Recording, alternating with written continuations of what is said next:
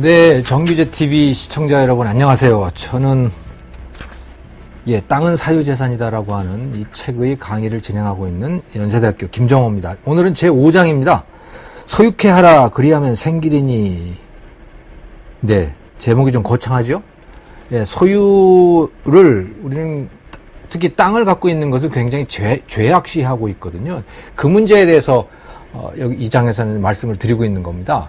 이 장의 시작은 상위 1%가 우리나라 전체 땅의 몇 퍼센트를 갖고 있다. 예를 들어 상위 1%가 전국토의 57%를 갖고 있다.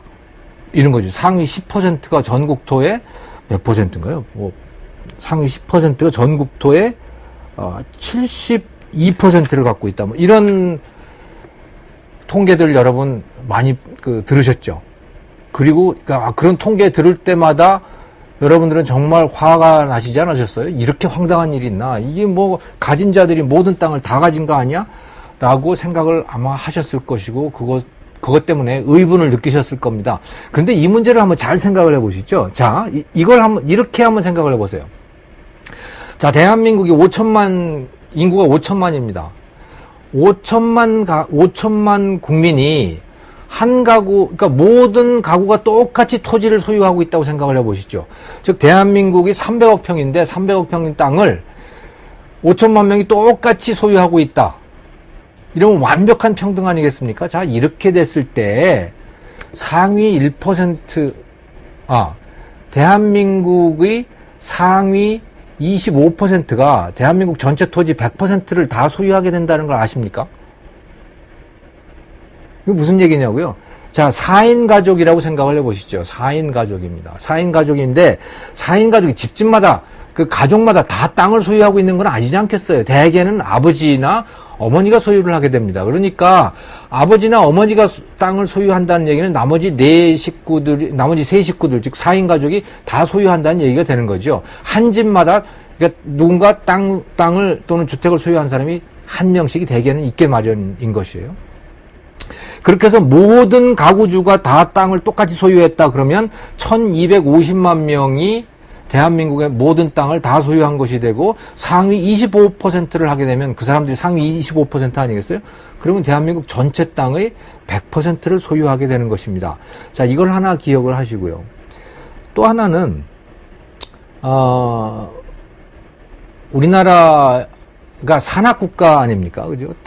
대한민국의 3분의 2는 산입니다. 대한민국 국토 면적의 3분의 2, 즉 200억 평이 기본적으로 산으로 되어 있죠. 임야로 되어 있죠. 자, 그런데 생각을 해보십시오. 그 임야라고 하는 것은 도시 땅하고는 달리 한 사람이 소유하고 있는 면적이 굉장히 큽니다. 작게는 10,000평에서부터 시작해가지고선 10만 평, 100만 평, 1,000만 평을 소유하고 있는 사람들도 있어요. 임업하는 사람들도 상당히 많지 않겠습니까? 그리고 정부에서 일부러 임업을 장려를 하고 그래서 임업의 규모의 경제를 늘리기 위해서 일부러 그 임야 소유 면적을 일부러 늘리는 정책을 또 동시에 쓰고 있거든요. 자, 그러면 도시의 땅을 갖고 있는 사람, 어떤 사람들보다도 임야를 소유하고 있는 사람들은 소유하고 있는 땅 면적이 큽니다. 그러니까 쭉 소유 면적만으로 해가지고 위에서부터 쭉 일렬로 세우게 되면 제일 큰 땅을 갖고 있는 사람들은 다 임야를 갖고 있는 사람들이 되는 것이고요. 그분들이 10중 8구는 임업을 하거나 아무튼 임야를 갖고 있는 사람들이 상위 1%를 대부분은 차지하게 될 것이다 라는 거예요. 근데 안타깝게도 사실은 이런 통계들이 다 일일이 국민한테 공개가 돼 있으면 최소한 저한테 이 통계가 공개가 된다면 그 원 자료가 공개가 되면 제가 그런 것들이 낱낱이 다 밝힐 수가 있겠는데 이 자료가 공개가 안 돼요. 안타깝게도. 그냥 상위 1%가 전체 몇 %만 가진다는 그 숫자만 발표가 돼서 늘 보면 그것 때문에 국민들이 굉장히 그 착시 효과를 가지게 되지만 아무튼 제일 큰 땅을 갖고 있는 사람들은 임야일 것이 분명하고요. 그 땅이 한 200억 평 되는 겁니다. 그러니까 그 사람들을 합치면 그 사람들이 아마도 상위 1% 정도가 될 거예요. 임야를 가지고 있는 분이 44만 명인가 이 책에 보면 그 숫자가 나와 있습니다만은 제가 그 정확한 숫자는 기억이 안 되네요. 자, 그런 땅이 있고, 그 다음에 상위 5%가 뭐 전체 몇 %다라고 하는 게 있는데, 그 상위 5%는 또 뭐냐면, 그분들은 바로 농민입니다. 농민들이 도시민들보다 훨씬 큰 땅을 갖고 있죠. 안 그렇습니까? 뭐 땅 뭐 열마지기를 갖고 있다, 또는 땅 뭐 1헥타를 갖고 있다 라고 하면 뭐 농민으로서는 뭐 그렇게 많은 땅을 갖고 있는 게 아니죠. 농사라고 하는 게 원래 그런 거니까. 그러니까 단순히 면적만으로 쭉 이렇게 놓고 순위를 매긴다면 당연히 임야를 갖고 있는 사람, 그 다음으로 농지를 갖고 있는 사람들이 땅을 많이 갖고 있는 땅 부자가 되는 거예요. 그러니까 상위 5%까지를 계산을 하게 되면 그게 기본적으로 임야와 농지의 소유자들이 된다라고 하는 것이죠. 기본적으로. 예. 그리고 그 땅이 우리나라 전체 면적의 80% 이상이 될 수밖에 없습니다. 그렇지 않습니까? 도시 땅이라 그래봐야 우리나라 전체 면적이 10% 미만이거든요. 그러니까 나머지 90%는 기본적으로 농지거나 산이거나 그런데 당연히 그런 데에 그 소유 단위라고 하는 건 클 수밖에 없고 땅 부자 순으로 따지면 그 사람들이 다 거기에 들어가 있는 거예요. 그러니까 상위 1%가 몇 %를 가졌다, 상위 5%가 몇 %를 가졌다라고 하는 거는 임업 파는 사람들이 많은 땅을 갖고 있다, 농사 짓는 사람들이 많은 땅을 갖고 있다라고 하는 말에 불과한 겁니다. 그런데 그 숫자를 들으시면 여러분 어떻습니까? 1%, 5% 그걸 들으시면 마치 무슨 뭐 이건희라든가 정몽구라든가 뭐 하는 이런 부자들이 뭔가를 갖고 있다는 착각이 들게 되잖아요. 그러니까 착시 효과를 주게 되는 거죠. 예, 그래서 이 문제를 좀 뭐라 그럴까, 좀 그 현실과 맞추어서 좀 이해하실 필요가 있겠다라는 것이고요. 예, 그리고 기본적으로 그 도시 땅이라고 하더라도 땅을 갖고 있는 사람 또는 주택을 갖고 있는 사람은 가구당 한 명입니다.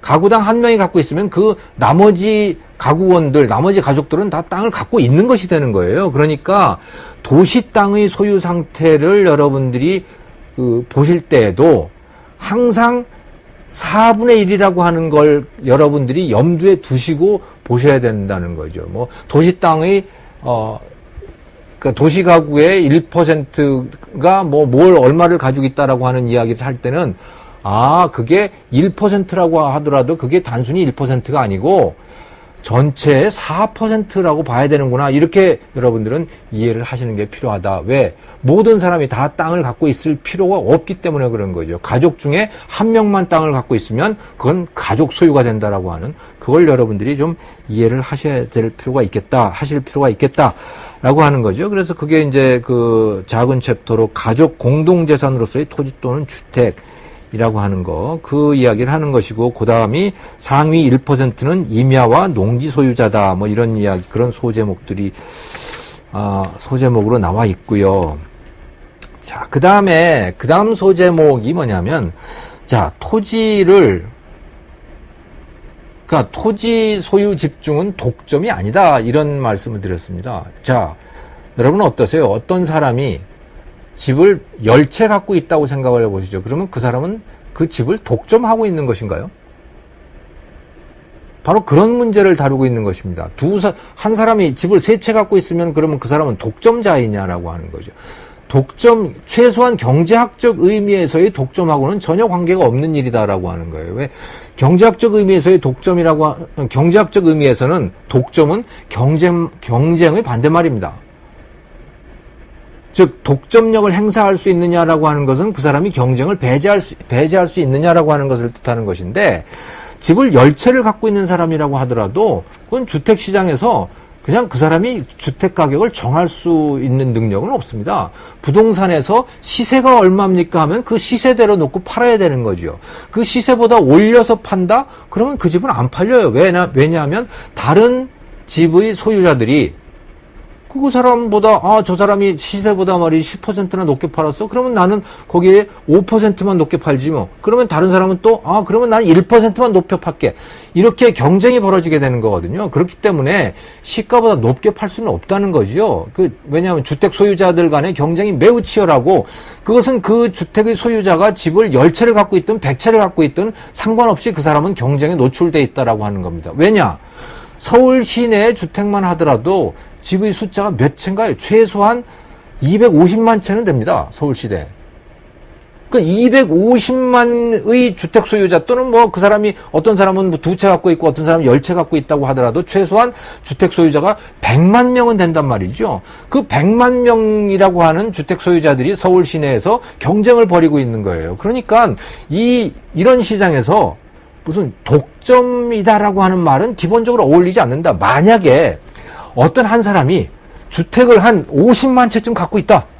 뭐 이런 정말 크레이지한 상황이지만은 이렇게 된다면 그 사람은 아마 독점력을 행사할 수 있을 거예요.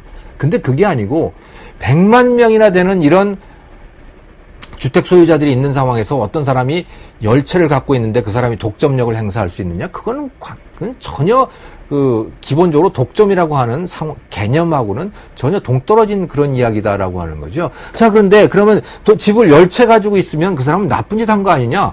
그 사람은 나쁜 짓 한 게 아닙니다. 왜냐? 그 사람은 돈 내고 그 집을 산 거죠. 남한테 강탈한 것이 아니고. 그러면 그 사람은 그 집 10채를 갖고 뭐 하려고 하는 거냐? 기본적으로 그 사람은 임대사업자입니다. 왜냐? 그 10채의 집을 다 깔고 앉아서 살 이유는 없지 않습니까? 자기는 그 집에 그 중에 한 집만 자기가 거기에 주거용으로 살고 있고 나머지 9채는 빌려주는 거죠. 예.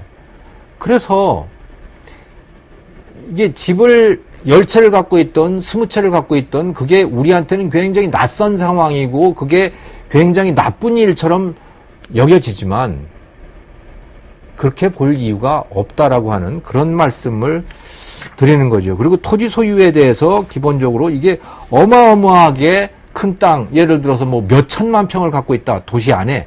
이런 상황이 아니라면 여기에 독점이란 말은 어울리지 않는다라는 말씀을 여기에서 이제 드렸죠.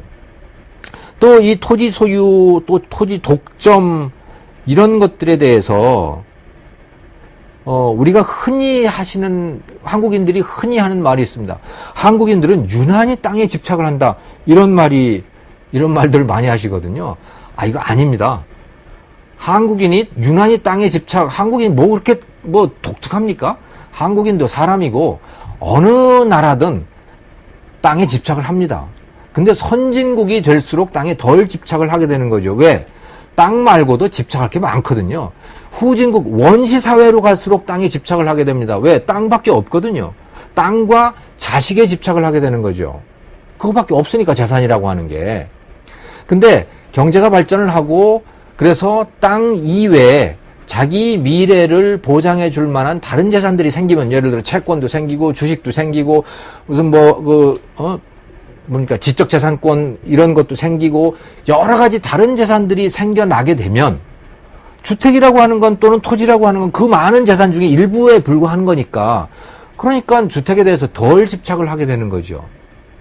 또 자식에 대해서도 덜 집착을 하게 되는 거죠. 왜 자식이 뭐 없어도 내 재산이 다른 재산이 있으니까 뭐 자식에 굳이 집착할 이유가 없는 거죠. 내 미래는 내 스스로 보장할 수 있다라고 하는 거예요. 한데 그거는 선진국의 얘기고 후진국으로 가면 갈수록 땅에 집착을 하게 돼 있다라는 거예요. 베트남 사람들은 얼마나 땅에 집착을 하느냐 하면 아예 땅을 먹습니다. 흙을 먹어요. 정말로.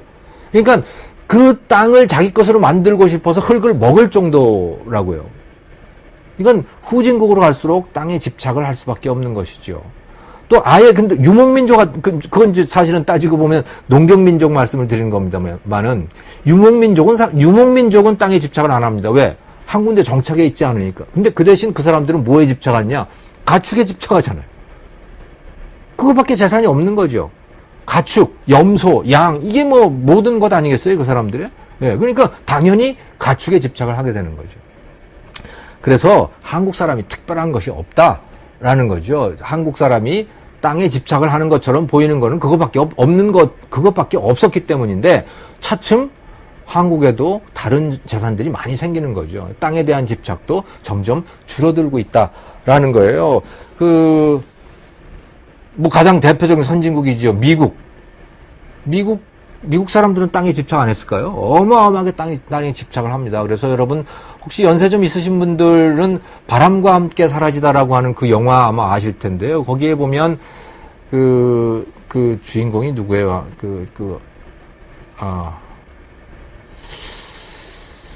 이름을 잊어먹었네. 아무튼 아름다운 여배우가, 여배우의 사랑 이야기가 쭉 펼쳐지면서, 이제 나중에 사랑하는 연인하고 헤어지잖아요. 그리고서 돌아가는 땅이 바로 타라 농장이라고 하는 자기 고향 땅이거든요. 그리고 그 영화 내내 보면 그 타라 농장에 대한 그리움이라든가 집착이라든가 그게 또 하나의 주제로 이렇게 쭉 깔리죠. 미국 사람들도 땅밖에 재산이 없었을 때는 땅에 집착을 했던 것입니다. 그러니까 인간은 누구나 재산에 집착을 하게 돼 있어요. 그 재산이 땅밖에 없다면 그런 사회에서는 땅에 사람들이 유난히 집착하는 것처럼 보이게 된다라는 그런 말씀이시지요. 자, 그 다음에 말이죠. 여러분 어떻게 생각하세요? 요즘에는 이제 집이라고 하는 게 아주 이제 골칫덩어리가 된 거죠. 예. 그래서 이건 하우스푸어라고 해요. 그래서 집 가진 사람들이 아주 이제 골머리를 앓고 있습니다만은 지금부터 한 6, 7년 전까지만 하더라도 사실은 이 책의 원래 원고는 6년 전에 쓰여졌는데 그때까지만 하더라도 집값이 막 오르고 그런 당시였어요. 그래서 사람들이 아무튼 강남 불펜이 이런 이야기들도 많이 하고 그랬었는데 자, 어떻다고 생각하십니까, 여러분? 주택에 대해서 사람들이 더 집착을 했다고 생각하십니까? 아니면 오피스나 무슨 상가나 오피스텔이나 이런 데 많이 집착을 했다고 생각을 하세요? 당연히 주택에 대해서 더 많이 집착을 했죠. 예. 그건 또 왜 그랬느냐? 그건요, 역설적으로 주택 소유를 제한을 했기 때문에 그랬습니다. 주택 소유는 상가나 오피스나 오피스텔에 대해서는 별로 규제가 없었어요. 그런데 주택에 대해서는 굉장한 소유 규제를 했었죠. 그래서 1가구 2주택 규제하고 그랬잖아요. 그런데 상가에 대해서 1가구 2상가 주택 규제하는 거 들어보셨습니까? 못 들어보셨잖아요. 왜? 자, 그러니까 주택에 대해서는 소유 규제를 했는데 상가나 이런 데 대해서는 규제를 안 했어요. 소유 규제를. 그러면 이 땅에다가 건물을 짓는 사람의 입장에서는 어떻겠습니까? 배터리를 가느라고 잠시 중단했었습니다. 그러니까 다시 말씀을 드리면 주택에 대해서는 1가구 2주택 이런 거에 대해서 굉장히 규제를 했는데 상가에 대해서는 규제를 하지 않았다는 말이죠. 자, 그런데 사실은 건물을 짓는 사람들의 입장에서 본다면 같은 땅이에요. 같은 땅을 가지고 거기에다가 주택을 지을 수도 있고 거기에 상가를 지을 수도 있는 겁니다. 그런데 주택을 지어놓으면 복잡해요. 아이가 하지 말라는 것도 많고 팔기도 골치 아프고 이런데 상가를 지어놓으면 그런 게 없어요. 그러면 당연히 상가가 많이 지어지겠죠. 상대적으로. 주택은 필요로 하는 사람은 굉장히 많은데 잘 안 지어지는 거예요. 그러면 당연히 주택은 더 부족해지니까 점점 더 사람들이 더 집착하지 않겠습니까? 그러니까 이게 소유 제한의 역설이라고 하는 거죠. 예.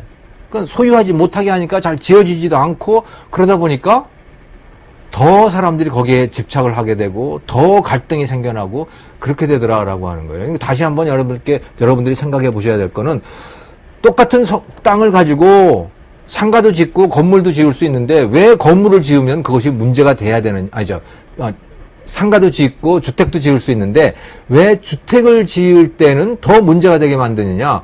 당연히 그러면 그건 불합리한 거 아니겠어요? 근데 지금 우리의 정책이라고 하는 게 그런 구조로 되어 있다라는 그런 말씀이고요. 자, 그래서 뒤에 보면 이제 정약용 선생님의 형님인 정약전 선생님 이 이야기도 여기에 나옵니다만은 이분이 이제 왜 조선의 산에 나무가 없느냐 거기에 대한 논문을 쓰신 거죠. 그거는 사람들이 나무라고 하는 것을 그 사유재산을 제대로 보호를 해주지 않기 때문에 사람들이 나무를 심지 않았다. 뭐 그런 이야기가 여기에 이제 나와 있고, 그래서 소유를 허용을 하게 되면 늘어나게 된다라고 하는 것을 이 정약전 선생께서도 이제 이미 말씀을 하셨다. 자, 그런 이야기지요. 그다음에 한국인의 마지막인데요. 이게 또 주택 소유와 관련되어 있는 마지막 그 소장인데, 한국인의 인종차별이라고 하는 그게 있습니다. 한국인들이요, 참 외국인에 대해서 굉장히 야박합니다. 우리 스스로는 굉장히 너그러운 마음을 갖고 있다고 생각할지 모르겠지만, 국제적인 비교를 해보면 그렇다는 거죠. 그래서 차이나타운이 없는 데가 한국밖에 없었어요. 사실은 한국에도 뭐 차이나타운이 있기는 했었죠. 소공동이라든가 인천 이런 데 차이나타운이 있었는데, 박정희 대통령 때 한바탕 그걸 몰아내는 소동이 한 번 있었고, 그러니까 한국의 민족주의가 득세를 할수록 이제 외국인에 대해서 그렇게 배타적인 감정들이 나타나죠. 그 다음에 80년대에 학생운동이, 민주화운동, 학생운동이 막 이제 일어나면서 또 한국인의 이 민족 감정이 막 복받치기 시작했어요. 그때 또 길거리에서 중국 사람들이 중국 사람인 척 하지도 못하고 다닐 정도로 그 정도로 분위기가 험악했었어요. 그래서 그때도 한번 또 화교들이 다 떠났죠.